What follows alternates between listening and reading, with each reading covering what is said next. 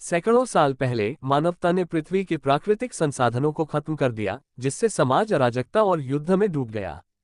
दुनिया के सर्वश्रेष्ठ वैज्ञानिकों ने सभ्यता के बचे हुए हिस्से को बचाने का मिशन उठाया और आनुवंशिक रूप से संशोधित ऑर्किड बनाए जो नई ऊर्जा स्रोत बन गए।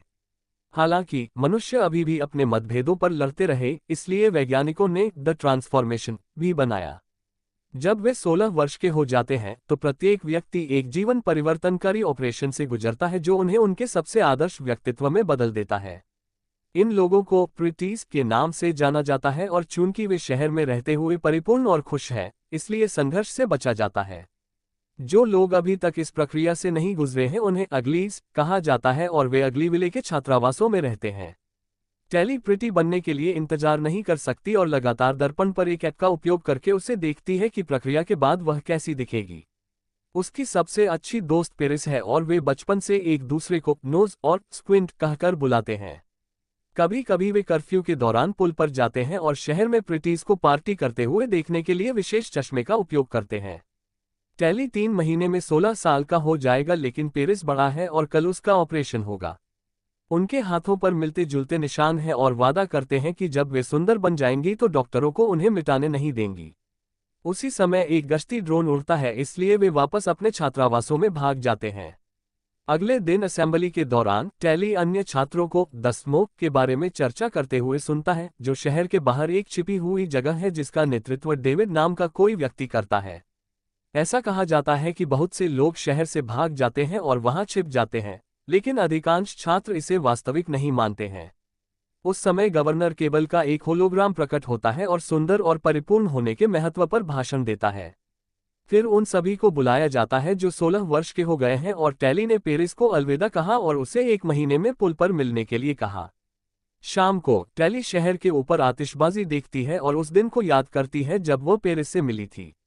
उसके माता पिता उसे अभी अभी शयनगृह में छोड़कर आए थे और पेरिस उसके पीछे लाइन में थी। उन्होंने उपनामों का आदान प्रदान किया और एक दूसरे के संपर्क में आ गए, इसलिए वे जल्दी ही सबसे अच्छे दोस्त बन गए। एक दिन पेरिस ने टेली से टैबलेट लेते समय गलती से अपना हाथ काट लिया, इसलिए उसे वही निशान पड़ गया, जबकि उन्होंने हमेशा दोस्त बने रहने का वादा किया था। दिन बीतते हैं और टेली कक्षा में जाने और खुद को दर्पण में देखने की अपनी दिनचर्या पर कायम रहती है। वह अक्सर अपनी इंटरफेस रिंग भी जांचती है, लेकिन पेरिस की ओर से कोई संदेश नहीं आता है। 1 महीने के बाद टेली खिड़की को खोलने के लिए अपनी अंगूठी का उपयोग करती है और उसे पीछे छोड़ देती है क्योंकि उसमें एक ट्रैकर होता है। वह इधर उधर छिपती है और पुल तक पहुंच जाती है, लेकिन पेरिस नहीं आई है। चिंतित होकर वह पुल पर चढ़ने के लिए कुछ रस्सी का उपयोग करती है और खतरनाक तरीके से उसके नीचे तब तक चलती रहती है जब तक वह शहर तक नहीं पहुंच जाती। वह पौधों के पीछे छिपकर छिपती है, लेकिन जब पार्टी में शामिल होने वाला कोई व्यक्ति मुखौटा गिरा देता है तो टेली उसे पकड़ लेती है और पहन लेती है। मास्क उसके शरीर पर एक होलोग्राम लगाता है जिससे ऐसा लगता है कि उसने कोई फैंसी ड्रेस पहनी है। अब टेली पार्टी में शामिल हो सकती है और वह लंबी सजावट से आश्चर्यचकित है। आखिरकार उसे पेरिस मिलती है जो बिल्कुल अलग दिखती है और उसे पहचान नहीं पाती है। टेली अपना मुखौटा उतार देती है और पूछती है कि वह पुल पर क्यों नहीं गया, तो पेरिस बताता है कि चीजें अब अलग हैं और वह नहीं जानता कि वह अब उससे कैसे संबंधित हो सकता है। टेली को विश्वास नहीं हो रहा है कि वह क्या सुन रही है और उसे एहसास हुआ कि वह वास्तव में कितना बदल गया है जब उसने देखा कि उसका निशान चला गया है। उस समय सुरक्षा प्रणाली को उसकी उपस्थिति का पता चलता है और टेली को आने वाले गार्डों से दूर भागना पड़ता है। वह बालकनी में फंस जाती है, इसलिए वह बंजी जैकेट चुरा लेती है और कूद जाती है। गिरावट काफी लंबी है, लेकिन जैकेट के कारण वह उछलती है और धीरे से पास में गिरती है। फिर टेली फिर से पुल के नीचे चढ़कर शहर से बाहर भाग जाता है। जब वह गलती से एक पत्थर को पानी में गिरा देती है तो एक ड्रोन उसे ढूंढ लेता है और उसे पकड़ने के लिए उसके करीब आता है। अचानक उसकी सहपाठी शे प्रकट होती है और टेली को अपने होवरबोर्ड पर बिठाती है ताकि वे बचने के लिए उड़ सकें। ड्रोन उनका पीछा करने की कोशिश करता है, लेकिन शे एक तेज ड्राइवर है और जंगल में कई अजीब मोड़ लेकर ड्रोन को खोने में कामयाब हो जाता है। मदद के लिए उसे धन्यवाद देने के लिए टेली रसोई में घुस जाती है और कुछ स्नैक्स चुरा लेती है। लड़कियां अपने अनुभवों से जुड़ती हैं और जब उनके सभी दोस्त पहली बार 16 वर्ष के हो जाते हैं तो पीछे छूटना कितना कठिन होता है। उन्हें एहसास होता है कि उनका जन्मदिन एक ही है और वे प्रिटी बनने के लिए एक दोस्त पाकर उत्साहित हो जाते हैं। अगले दिन शे एक दूसरा होवरबोर्ड लाती है और टेली को इसका उपयोग करना सिखाने की कोशिश करती है, लेकिन वह तुरंत गिर जाती है। स्कूल में टेली ये देखकर हैरान रह जाती है कि कुछ लड़कियां शे को एक किताब लौटा देती हैं क्योंकि वे अब आसपास नहीं हैं। लड़कियां प्रकृति में जीवित रहने के पाठ के वर्णन से प्रभावित हैं और आश्चर्य करती हैं कि क्या हुआ ऐसा ही है। टेली किताब उधार लेती है जबकि लड़कियां कल रात उसके स्टंट के लिए उसे कूल कहती हैं, जिससे वह क्रोधित हो जाती है क्योंकि इसका मतलब है कि शे ने सभी को बता दिया है। उसे डर है कि वे उसे ऑपरेशन से इनकार करके दंडित कर सकते हैं, लेकिन शे ने उसे आश्वासन दिया कि सिस्टम चाहता है कि हर कोई सुंदर बने। जैसे जैसे दिन बीतते हैं टेली किताब पढ़ती है, लेकिन वह अभी भी ऑपरेशन के बारे में सपने देखती रहती है। शे उसे सिखाती रहती है कि होवरबोर्ड का उपयोग कैसे किया जाए और बदले में टेली अतिरिक्त भोजन प्राप्त करने के लिए अपनी अंगूठी से हैक करती रहती है। टेली ऐप पर शे को उसके सुंदर डिजाइन भी दिखाता है, लेकिन शे के पास कोई खाता नहीं है। असल में वह ऑपरेशन को लेकर बिल्कुल भी उत्साहित नहीं है। आखिरकार टेली अच्छी तरह उड़ना सीख जाती है और लड़कियां मौज मस्ती करने के लिए पागल रैंप पर अपने होवरबोर्ड का उपयोग करती हैं। जब टेली ने शे को किताब वापस दी तो उसने कहा कि वह चाहती है कि वह उस खूबसूरत प्रकृति की यात्रा कर सके और शे ने उल्लेख किया कि ऑपरेशन न कराना इतना बुरा नहीं होगा, लेकिन टेली को लगता है कि यह पागलपन भरी बात है। अचानक शे ने द स्मोक का जिक्र किया और टेली को जंगल के किनारे ले गया। कुछ शाखाओं पर अपने छल्ले छोड़ने के बाद वे नदी के ऊपर अपने होवरबोर्ड पर सवार होकर सीमा पार करते हैं। आखिरकार वे एक पुराने शहर के खंडहरों तक पहुंच जाते हैं और शे टेली को रोलर कोस्टर जैसी प्राचीन वस्तुओं के बारे में बताता है।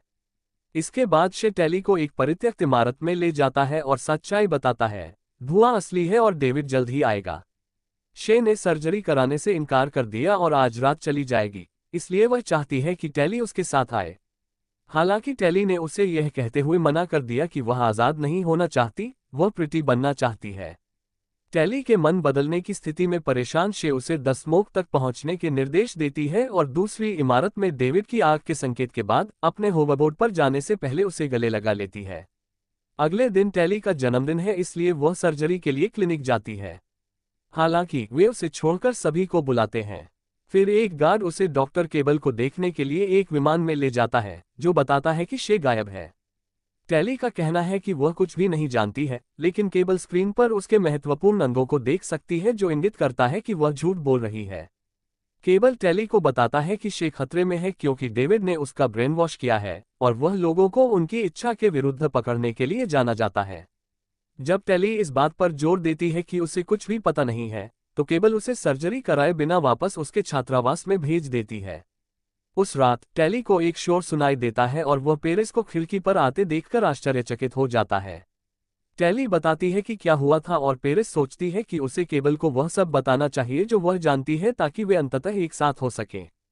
अगले दिन टेली को फिर से केबल के पास ले जाया गया, जिसने उसे बताया कि डेविड शहर पर हमला करने के लिए एक हथियार विकसित कर रहा है, इसलिए उसे द स्मोक में घुसपैठ करने के लिए टेली की आवश्यकता है। टेली मदद करने के लिए सहमत है और केबल ने वादा किया है कि यदि वह सफल रही तो वह सर्जरी कराएगी। वह टेली को एक हार भी देती है जो उसकी आंखों में चमकता है, जिसे उसे हथियार का स्थान पता चलने पर सक्रिय करना होगा। इसके बाद टेली शे के निर्देशों का पालन करता है और कुछ मील तक पुराने रोलर कोस्टर पर होवरबोर्ड की सवारी करता है। अंततः उसे एक जगह मिल जाती है और वह जंगल में गिर जाती है, लेकिन वह एक बल क्षेत्र द्वारा पकड़ ली जाती है। वहां उसे परित्यक्त रेल पटरियां मिलती हैं, जिनका अनुसरण उसे द स्मोक को खोजने के लिए करना होगा। अगले कुछ दिनों तक टेली जंगल में जीवित रहती है जैसे उसने किताब में पढ़ा था और प्रकृति की प्रशंसा करती है जैसे पहले कभी नहीं की थी। उसे एक पहाड़ पर चढ़ने का भी मौका मिलता है। ट्रेन की पटरियों के बीच में एक बड़ा गैप है, इसलिए वह फिर से होवरबोर्ड पर चढ़ जाती है और एक बड़ी छलांग लगाती है जिससे बोर्ड बंद हो जाता है। टेली बहुत तेजी से गिरने लगती है, लेकिन इससे पहले कि वह जमीन पर गिरती, होवरबोर्ड फिर से सक्रिय हो जाता है और वह खाई के दूसरी तरफ पहुंच जाती है। अब उसे निर्देशों के अनुसार फूलों के खेत में इंतजार करना होगा। इस बीच केबल पेरिस को अपने कार्यालय में लाती है और बताती है कि वह पिछली रात उसके छात्रावास में गया था क्योंकि उसने उससे ऐसा करने के लिए कहा था। पेरिस मानते हैं कि शहर में आकर अच्छा लगा, जैसे कि वह फिर से स्पष्ट रूप से सोच सके। फिर केबल ने घोषणा की कि कुछ चुनिंदा लोगों को एक नई प्रक्रिया के लिए चुना गया है और पेरिस शरीर में सुधार लाने के लिए सर्जरी मशीन में प्रवेश करने के लिए सहमत है। उस रात टेली धुएं के कारण खांसते हुए उठ गया। उसे पता चलता है कि खेत में आग लगी हुई है और उसे नहीं पता कि क्या करना है, लेकिन अचानक एक रहस्यमय व्यक्ति उसे उठाता है और अपने साथ ले जाता है। ये डेविड है, जो ट्रैकर्स के लिए टैली और उसकी चीजों को स्कैन करना शुरू करता है। वह होवरबोर्ड के अंदर एक ढूंढता है और उसे हटा देता है, लेकिन उसका स्कैनर हार पर प्रतिक्रिया नहीं करता है। उसी समय केबल के लोगों को ट्रैकर हटाए जाने के बारे में अलर्ट मिलता है और वह लोगों को क्षेत्र की खोज करने के लिए भेजती है। सुबह में डेविड और टैली स्मोक चौकी पर पहुंचते हैं, जहां टैली को अपने दोस्त से मिलने का मौका मिलता है। शे उसे देखने के लिए अत्यधिक उत्साहित है, लेकिन क्रोय को संदेह है। समूह रात भर डेरा डालता है और शे हार के बारे में पूछता है, इसलिए टैली दिखावा करता है कि यह पेरिस की ओर से एक उपहार था। केबल की बात के बाद शे को खुश देखकर टैली आश्चर्यचकित हो जाती है और अपनी चिंताओं को व्यक्त करने की कोशिश करती है, जिससे शे को लगता है कि वह उसे वापस जाने के लिए मनाने आई थी। एक बहस शुरू होती है और टैली स्मोक को एक मौका देने के लिए सहमत हो जाता है। अगले दिन टैली को पता चला कि धुआं तारे ऑर्किड को जलाने के उद्देश्य से आग लगाते हैं, क्योंकि वे वास्तव में जहरीले होते हैं और जिस भी स्थान पर वे लगाए जाते हैं उसे नष्ट कर देते हैं। टैली उस पर विश्वास नहीं करता है और कहता है कि ऑर्किड स्वच्छ ऊर्जा समाधान थे, लेकिन डेविड बताते हैं कि यह एक सरकारी झूठ है और फूल ग्रह को बंजर भूमि में बदल रहे हैं। वह इसे साबित करने के लिए टैली को अपने मिशन पर ले जाना चाहता है और क्रोय विरोध करता है, लेकिन शे उसके लिए प्रतिज्ञा करता है। समूह के पास एक पुराना हेलीकॉप्टर है जिसे उन्होंने सौर पैनलों के साथ ठीक किया और वे उड़ान पर निकल पड़े। अब टैली उस क्षेत्र को देख सकता है जहां ऑर्किड उगते थे, जो रेगिस्तान के अलावा और कुछ नहीं है। फ्लेमेथ्रोवर का उपयोग करके शे यथासंभव अधिक से अधिक ऑर्किड को जला देता है। उस समय क्रोय के टैबलेट को पता चलता है कि कोई आ रहा है, इसलिए डेविड धुएं में छिपने के लिए हेलीकॉप्टर को नीचे कर देता है। इस हरकत से शे को पकड़ने वाली रस्सी छूट जाती है और वह गिर जाती है। केबल के स्काउट्स करीब आ रहे हैं, इसलिए टैली वजन के लिए रस्सी के अंत में एक बैग बांधता है और नीचे जाने के लिए इसका उपयोग करने से पहले इसे फेंक देता है। हेलीकॉप्टर की लिफ्ट कम होने लगती है, जबकि टैली आग की लपटों के बीच शे की तलाश करता है। सौभाग्य से वह उसे पा लेती है और जब एक स्काउट करीब आने की कोशिश करता है तो टैली आग लगे बैग को पकड़ लेता है और उस पर फेंक देता है। फिर लड़कियां रस्सी को पकड़ लेती हैं और स्काउट के कूदने से ठीक पहले हेलीकॉप्टर उड़ जाता है। समूह के उतरने के बाद क्रोय ने बताया कि स्काउट्स उन्हें केवल टैली के कारण ही ढूंढ पाए थे, लेकिन शे ने उसका बचाव किया और डेविड ने सोचा कि जो कोई भी धूम्रपान के लिए अपनी जान जोखिम में डालता है वह एक अवसर के योग्य है। समूह रात भर डेरा डालता है, लेकिन टैली सो नहीं पाती क्योंकि वह केबल के बारे में सोचती रहती है और कैसे उसने उससे विद्रोहियों को हेरफेर करना सिखाया। वह टहलने के लिए तंबू से बाहर निकलती है और देखती है कि डेविड नदी में नहा रहा है, इसलिए वह अपनी शर्मिंदगी छुपाने के लिए तंबू में वापस आ जाती है। अगले दिन टैली की आंखों पर पट्टी बांध दी जाती है और अंत में उसे स्मोक में ले जाया जाता है, जहां एक पूरा समुदाय प्रकृति में पनप रहा है। टैली को लगता है कि यह शहर की तुलना में कठिन है, लेकिन वह मानती है कि जब आप इसे स्वयं उगाते हैं तो भोजन का स्वाद बेहतर होता है। यहाँ तक कि बूढ़े लोगों को भी काम करना पड़ता है और पैसे नहीं होते, इसलिए चीजें साझा की जाती हैं या व्यापार किया जाता है। सबसे महत्वपूर्ण बात यह है कि हर कोई अपनी पसंद से वहां मौजूद है। रेल की पटरियों को उपकरण बनाने के लिए पुनर्चक्रित किया जा रहा है, लेकिन वे कोई हथियार नहीं बनाते क्योंकि वे शांतिवादी हैं। एक दोपहर टैली को एक अजीब दरवाजा मिलता है और वह अंदर देखने की कोशिश करती है, लेकिन क्रोय उसे रंगे हाथों पकड़ लेता है और उसे दूर भेज देता है। टैली ने ट्रैक में मदद के लिए उपकरणों का उपयोग करना शुरू कर दिया है, पहली बार मसालेदार भोजन का स्वाद चखा है और आग के चारों ओर नृत्य साझा किया है। कुछ समय बाद डेविड ने टैली को शिकार क्रॉसबो का उपयोग करना सिखाया और वे एक साथ अपने समय का आनंद लेते हैं। इसमें उसे कुछ प्रयास करने पड़ते हैं, लेकिन अंततः वह अभ्यास लक्ष्य तक पहुंच जाती है। वापस जाते समय डेविड बताते हैं कि उन्होंने कभी शहर नहीं देखा क्योंकि उनका जन्म जंगल में हुआ था और वे अपने परिवार के साथ बड़े हुए थे। ये सुनकर टैली हैरान रह गई क्योंकि वह अपने माता पिता को बमुश्किल जानती थी। फिर डेविड ने उसे एक जोड़ी दस्ताने उपहार में दिए। उसी समय एक स्मोक सदस्य घाव के साथ जलते हुए ऑर्किड से वापस आता है और कहता है कि स्काउट्स अभी भी आसपास हैं। वह ये भी बताती है कि वे स्काउट्स सामान्य से अधिक तेज और मजबूत थे। बाद में शे ने टैली को दस्ताने पहने हुए देखा और बताया कि यह एक बड़ी बात है। वहां वस्तुओं का अलग अलग मूल्य होता है और डेविड ने उन्हें बनाया है, इसलिए उन्हें टैली को देने का मतलब है कि वह उसे पसंद करता है। शे ने टैली से कहा कि वह पहले से ही अपनी पसंद चुन ले और उनके साथ खेलना बंद कर दे। अगली बार जब टेली डेविड के साथ सैर पर जाती है तो वह बताती है कि उसने शहर को नष्ट करने के लिए एक हथियार की अफवाहें सुनी हैं, इसलिए डेविड उसे शिविर से दूर एक घर में ले जाता है। वहां उसकी मुलाकात डेविड के माता पिता आज और मैरी से होती है, जो सभी किताबों की रखवाली करते हैं। वे सरकार के लिए कॉस्मेटिक सर्जन हुआ करते थे और उन्हें कुछ परीक्षणों पर संदेह हुआ, इसलिए उन्होंने जांच शुरू कर दी। ये पता चला है कि शारीरिक परिवर्तन केवल इस तथ्य को छिपाने के लिए थे कि लोगों के मस्तिष्क में भी परिवर्तन हुआ है। सुंदर बनने का मतलब खुशी की नकली भावना के तहत गूंगा और धीमा होना है ताकि राजा उन्हें आसानी से नियंत्रण में रख सके। इस ऑपरेशन में कई लोगों की मौत भी हुई है, जिसे गुप्त रखा गया था। जब केबल को एहसास हुआ कि अज़ और मैडी को सच्चाई पता है, तो उसने उनका सारा शोध चुरा लिया। डॉक्टरों जैसे राज्य के लिए काम करने वाले लोगों को वास्तव में एक इलाज दिया गया था ताकि वे काम करते समय स्पष्ट रूप से सोच सके, इसलिए डेविड के माता पिता ने शहर से भागने और जंगल में सामान्य रूप से बूढ़े होने का फैसला किया। वे इलाज को दोबारा बनाने का तरीका ढूंढ रहे हैं, लेकिन उनके पास कोई सिंथेटिक घटक नहीं है, इसलिए उनके पास केवल बेस सीरम है। ये तथाकथित हथियार है जो शहर को नष्ट कर सकता है। बैठक खत्म होने के बाद टेली ने द स्मोक के साथ रहने का विकल्प चुनते हुए अपना हार आग में फेंक दिया। वह डेविड को ये बताने की भी कोशिश करती है कि उसने भयानक काम किया है, लेकिन उसे कोई परवाह नहीं है क्योंकि वह अब एक नया व्यक्ति है। फिर वे एक चुंबन साझा करते हैं। आग में हार चमक उठता है। सुबह में सिटी विमान द स्मोक पहुंचते हैं और गोलीबारी शुरू कर देते हैं। हर कोई भागने लगता है और स्काउट्स उनका पीछा करते हैं, लेकिन पहले से ही जाल और लट्ठों जैसे जाल में फंस जाते हैं। दुर्भाग्य से वे बहुत तेज और मजबूत हैं, इसलिए जाल उन्हें रोकने के लिए पर्याप्त नहीं है। जल्द ही वे अपने रास्ते में आने वाले हर विद्रोही को मार गिराएंगे और पकड़ लेंगे, जिसमें शे भी शामिल है। टेली डेविड के साथ छिपने की जगह ढूंढने में कामयाब हो जाती है, जो मदद के लिए बाहर जाना चाहता है। हालांकि वह उसे रोकती है क्योंकि वे उसके लिए बहुत मजबूत हैं। दोनों चुपचाप उस स्थान पर पहुंचते हैं जहां वे सभी कैदियों को इकट्ठा कर रहे हैं और टेली यह जानकर निराश हो जाता है कि पेरिस एक स्काउट बन गया है। अज़ और मैडी को उसी समय पकड़ लिया जाता है जब केबल आती है और जानना चाहती है कि डेविड कहाँ है। माता पिता बात करने से इनकार करते हैं, इसलिए केबल पेरिस को अज़ को मारने का आदेश देता है। डेविड और टेली उसे रोकने के लिए दौड़े, लेकिन तब तक बहुत देर हो चुकी थी। तब केबल सभी को बताती है कि टेली उसके लिए काम कर रही है और अब स्मोक सदस्य उससे नफरत करते हैं। जबकि हर कोई विचलित है, मैडी डेविड की जेब में सीरम छिपा देती है। जैसे ही केबल ने घोषणा की कि सभी को सर्जरी मिलेगी, टेली आपूर्ति झोपड़ी की ओर दौड़ता है और आग लगा देता है। वह एक क्रॉसबो भी पकड़ लेती है और खिड़की से भाग जाती है, जबकि एक स्काउट अंदर घुसने की कोशिश करता है। अचानक आग से एक विस्फोट होता है और यह स्काउट को पीछे फेंक देता है। इससे डेविड को भी भागने का मौका मिलता है। एक स्काउट उसके पीछे आता है, हालांकि टेली उसे एक तीर से रोक देता है।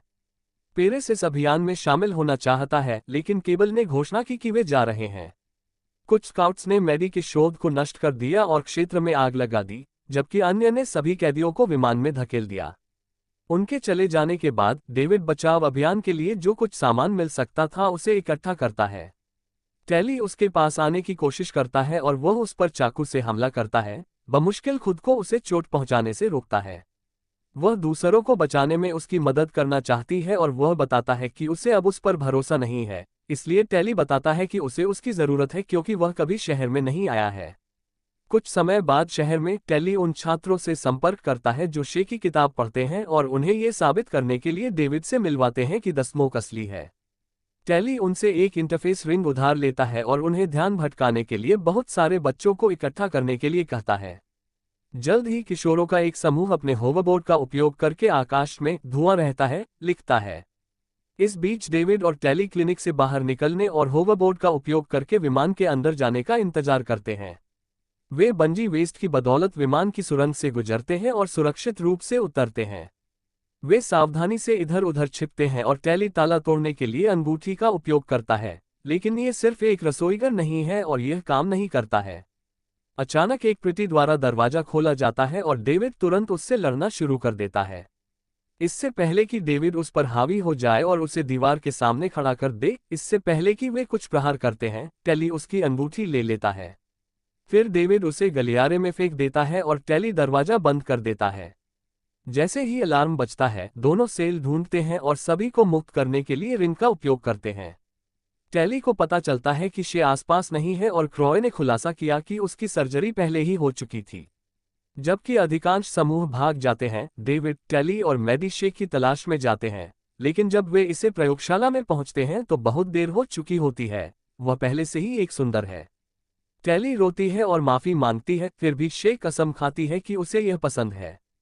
उसी समय केबल और पेरिस आते हैं और तीनों को मशीनों में घुसने के लिए मजबूर करते हैं ताकि वे अंततः सर्जरी करा सकें। प्रक्रिया शुरू होती है, लेकिन इससे पहले कि सुइयां कटना शुरू कर पाती, स्मोक का हेलीकॉप्टर बाहर आता है और क्रॉय फ्लेमेथ्रोवर से आग खोल देता है। केबल और पेरिस को चलने के लिए मजबूर किया जाता है और मशीनें क्षतिग्रस्त हो जाती हैं, इसलिए सिस्टम विफल हो जाता है और ऑपरेशन बंद हो जाता है। तीनों बाहर आते हैं और टेली शे को पकड़ लेती है, जबकि मैडी को अलमारी से वह सामान मिल जाता है जिसकी उसे जरूरत थी। समूह छत पर भागता है और पेरिस को पाता है, इसलिए टेली उनके उपनामों का उपयोग करके उसे कारण समझाने की कोशिश करता है और कांच के एक टुकड़े की ओर इशारा करता है जिससे उसे फिर से अपना निशान मिल गया। पेरिस धीरे से टेली के चेहरे को छूता है और डेविड सोचता है कि यह एक हमला है, इसलिए वह पेरिस से निपटता है और उससे लड़ने की कोशिश करता है। पेरिस बहुत ताकतवर है और उसे पीटता रहता है, लेकिन इससे पहले कि वह उसे मार पाता, टेली तेजी से आगे बढ़ने के लिए एक होवरबोर्ड का उपयोग करता है और पेरिस को पकड़ लेता है, जिससे वह किनारे से गिर जाता है। झरने में गिरने से पहले वह 1 सेकंड के लिए रुकता है और उसका उपनाम कहता है। इसके बाद समूह होवरबोर्ड पर भाग जाता है और अन्य किशोरों को आकाश में ड्रोन को एक दूसरे से टकराते हुए देखता है। वे परित्यक्त शहर में छिप जाते हैं और मैडी इलाज का मिश्रण पूरा करने के लिए डेविड की जेब से सीरम लेता है। हालांकि वह निश्चित नहीं हो सकती कि क्या ये वास्तव में काम करेगा या मस्तिष्क पर इसके बुरे दुष्प्रभाव होंगे। शे इसे लेना नहीं चाहता है और शे इसे किसी पर भी थोपने से इनकार करता है, इसलिए टेली परीक्षण का विषय बनना चाहता है। वह खुद को सौंप देगी और उन्हें सर्जरी करने देगी ताकि वह फिर इलाज कर सके, और वादा करती है कि वह ये जानने के लिए एक संकेत रखेगी कि यह काम करता है या नहीं। विमान और केबल आ रहे हैं, इसलिए अंतिम विदाई के बाद समूह भाग जाता है, जबकि टेली स्काउट्स को उसे गिरफ्तार करने देती है। कुछ समय बाद टेली एक बहुत ही शानदार अपार्टमेंट में रहने वाली आदर्श प्रीति बन गई। वह कसम खाती है कि उसे ऐसा रहना पसंद है, लेकिन उसके हाथ पर निशान से पता चलता है कि वह अभी भी खुद ही है और जासूस के रूप में झूठ बोल रही है।